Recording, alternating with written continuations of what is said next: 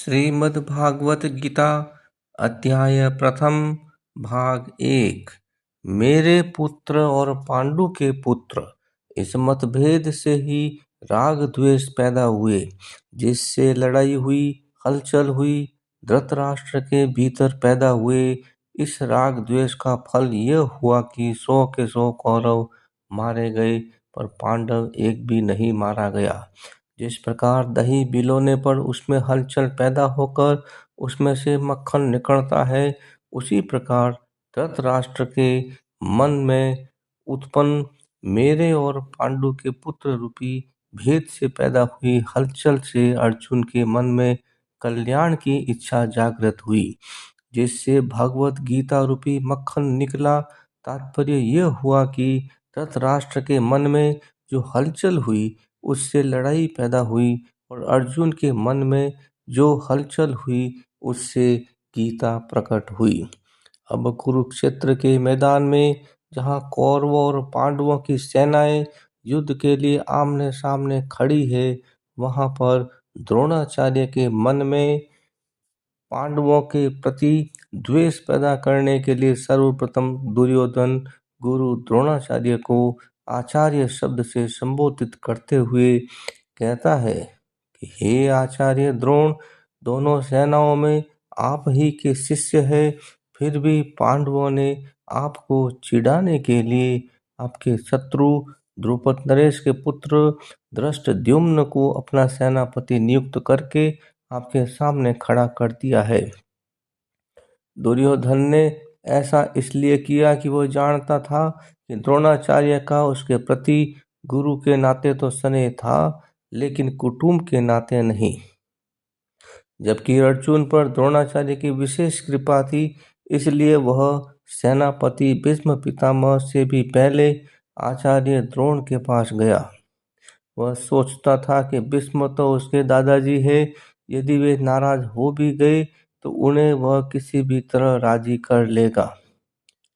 पांडवों की सेना में बहुत सारे महारथी थे, जैसे महारथी युयुधान, सात्यकी, महारथी विराट, महारथी द्रुपद, धृष्टकेतु, चेकितान, काशीराज, पुरुजित, कुंती भोज, राजा शैब्य, युधामन्यु, उत्तमौजा, अभिमन्यु, द्रौपदी के पुत्र आदि।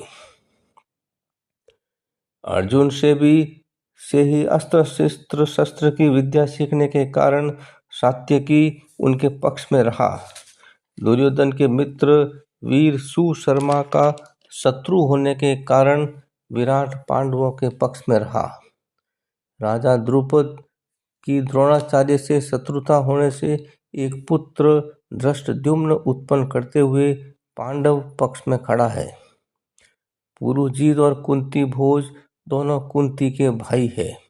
वे कौरव और पांडवों के मामा होने पर भी पक्षपात रखने के कारण पांडवों के पक्ष में खड़े हैं। राजा शैब्य युधिष्ठिर का ससुर है।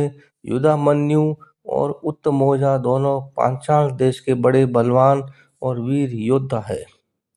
अभिमन्यु कृष्ण की बहन सुभद्रा एवं अर्जुन का पुत्र है।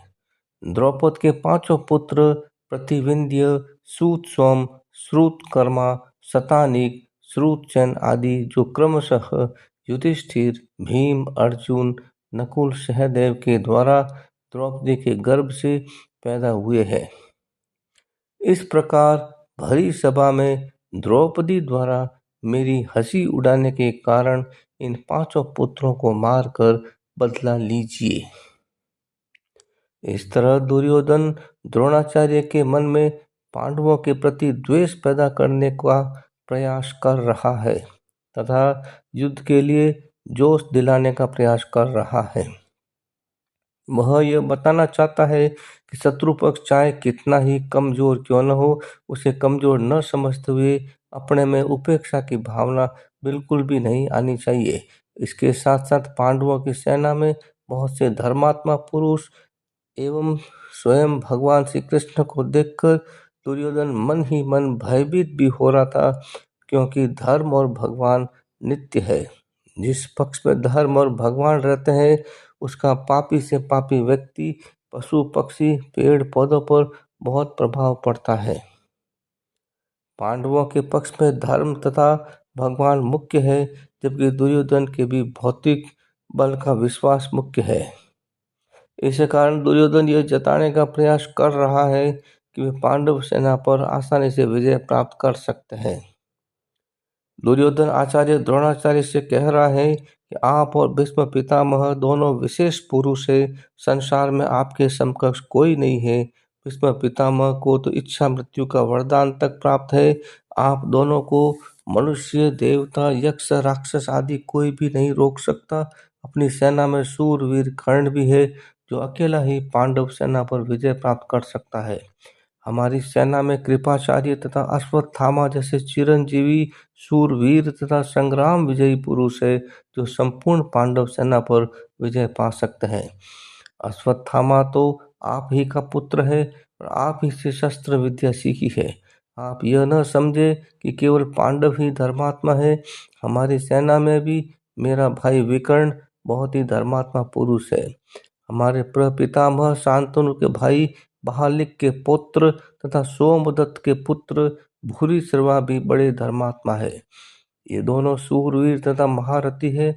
इनके अतिरिक्त मेरा भला चाहने वाले, युद्ध की सभी कलाओं में निपुण कुशल महारथी भी है, जैसे बहालिक, शल्य, भगदत्त, जयद्रथ आदि। ऐसा दुर्योधन द्वारा किए गए अन्याय एवं मन में भय के कारण अपनी सेना के विशाल होने पर भी इस तरह नकारात्मक विचार आ रहे हैं। इसके विपरीत अर्जुन किसी के पास न जाकर हाथ में धनुष उठाते हैं। इससे सिद्ध होता है कि दुर्योधन के हृदय में भय बैठा हुआ है। उसके बावजूद वह चालाकी से द्रोणाचार्य को प्रसन्न करना चाहता है, क्योंकि उसके हृदय में अधर्म है, पाप है, अन्याय है। अन्यायी पापी व्यक्ति कभी निर्भय और सुख शांति से नहीं रह सकता है, यह नियम है।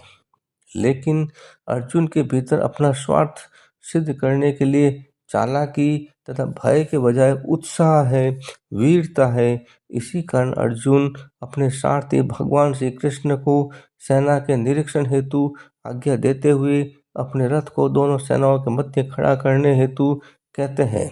अर्जुन ने अस्त्र शस्त्र से सजी नारायणी सेना को छोड़कर निशस्त्र भगवान श्री कृष्ण को स्वीकार किया था, जबकि दुर्योधन ने भगवान को छोड़कर उनकी नारायणी सेना को स्वीकार किया था।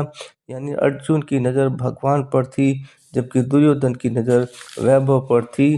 जिसकी दृष्टि भगवान पर होती है उसका हृदय बलवान, तथा जिसकी दृष्टि सांसारिक वैभव पर होती है उसका हृदय कमजोर होता है, क्योंकि सांसारिक बल कच्चा है, जिसके भीतर नाशवान धन संपत्ति आदि का आश्रय है, आदर है।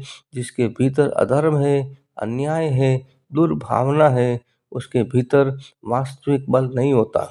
वह कभी निर्भय नहीं होता, वह भीतर से खोखला होता है।